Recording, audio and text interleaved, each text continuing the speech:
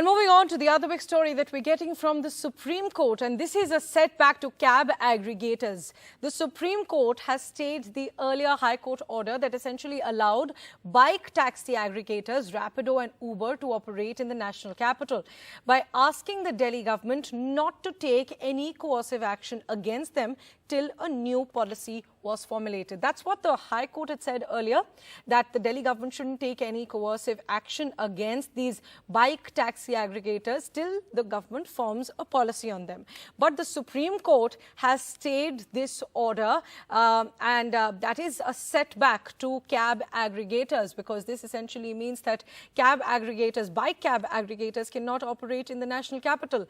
The Delhi government has said that they will come up with a policy on two-wheeler non-transport vehicles by the 30th of June, and after that these bike taxi aggregators will be able to operate if they comply with the rules.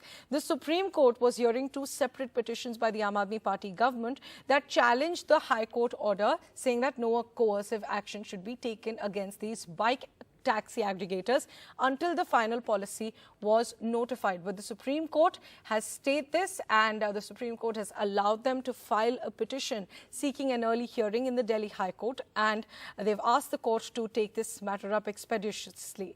Now, what is the Delhi government's issue really? The Delhi government's contention has been that until the aggregator doesn't get a license for bike cabs, they cannot offer their service. The Delhi government has told the court that the policy will be ready by 31st July and aggregators will be given licenses immediately, and after that they can operate.